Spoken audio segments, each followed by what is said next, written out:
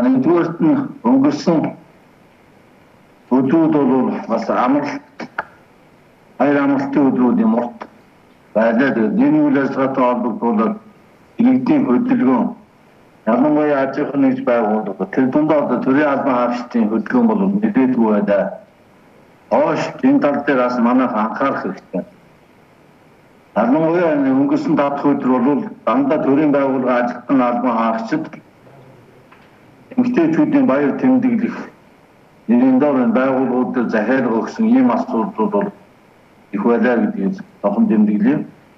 Энэ үйл ажиллагаатай холбогдуулаад нийтдээ давхарцсан доогоор 468 мянган албан хаагч аймгийн засаг даргын 104-р захимжаар хуваалсан хуульт багууд дээр ажилласан. За энэ багууд дээр ажиллаад авто зэмдмэн компани хүнсний дэлгүүр, GGХ компани хүнсний дэлгүүр, Бён компани чимэг төв, Хүн авч компани Тэсэро төв, Наран цалан компани кафе, Оюу кафе, Эрдэнэчамд компани караоке, лонж, Тод караоке зэрэг аж ахуйн нэгж байгууллагуудын тусгай зөвшөөрлийг засгийн тухай хуулиар бас дэглэмжүүлсэн гэсэн ийм одоо чиглэлээр зөрчил гаргасан гэсэн байдлаар одоо түр хурааж аваад ингээд хариуцлага тооцоор ажиллаж байна.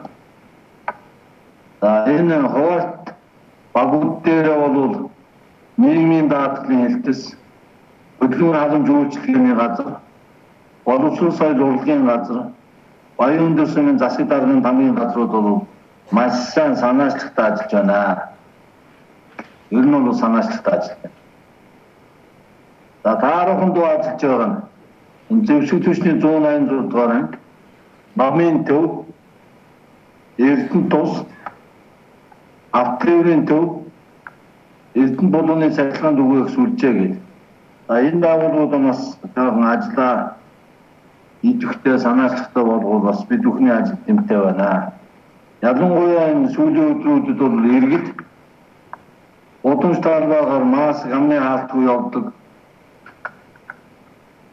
За багууд дээр үйлчлэгээ, худалдаа үйлчлэгээний байгууламжууд өвмөө барихгүй байгаа дээр та бүхэн маань одоо янз тавьж одоо үчийн цаар одоо тэнд бөөгнөл үүсэхгүйгээр дэглэмийн хангуулах тал дээр ухуулах сурчлагаа хийх, шаардлага тавих, үнэхээр одоо шаардлага хүлээж авах бол улсын байр суурьн мэдээлж хамтарч ажиллах.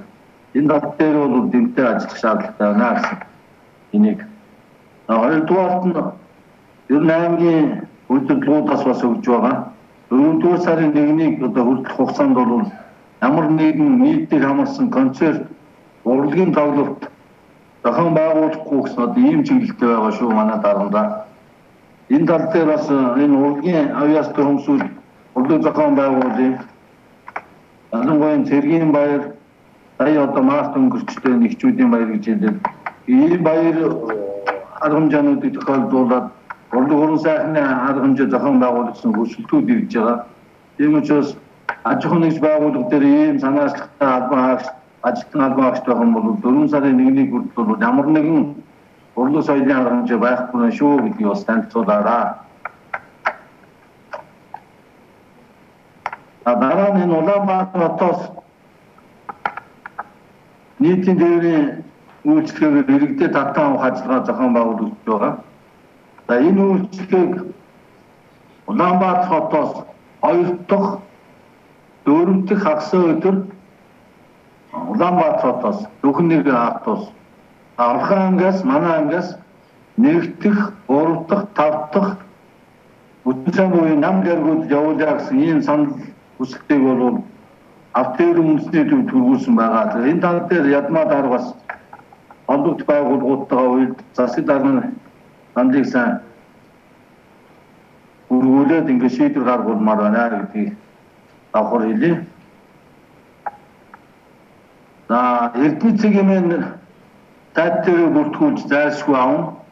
За ойрын энэ өдөө орон нутгуудын хүнсүүд бол бүртгэлгүй орж ирж байгаа. Гэхдээ тэнд түлжээ байгаа учраас бүртгүүлж ажил орно шүү гэдэг ийм шаардлагыг тавиарай. Учиргүй одоо тэр постон дээр гараад бичиж гөөгнүүл үүсэхгүйгээр та утсан дээрээс үлжээ байгаа учраас Эрдэнэцэг хэмээн бүртгүүлээд ороороо гэх.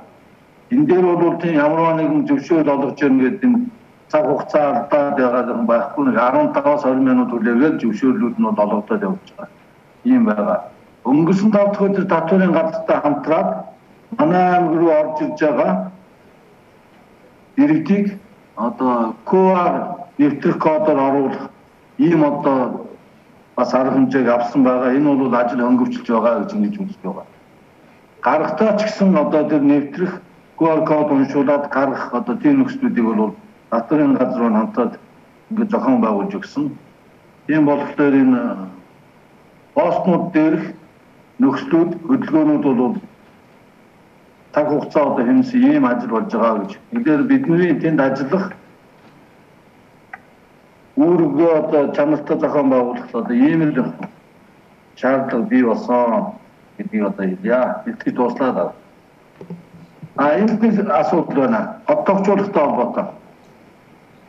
Энэ 4-р цэцэрлэгээс удаа дараа аймгийн засаг дарга онцгой хэмжээр хүсэлт төрүүлж энэ 6-гийн 1-2 дугаар тэнд хогийн цэгийг одоо зайлуулж өгөөч. Хүүхдийн одоо орчинд аюултай эрүүл ахуйн одоо шаардлага хангахгүй байна гэсэн. Энэ асуудлыг нэг тийш нь гаргахгүй дахин нэг ийм хүсэлт орж ирээд захирагчийн алба хотогчуулах газрын нэг анхаарч гаргах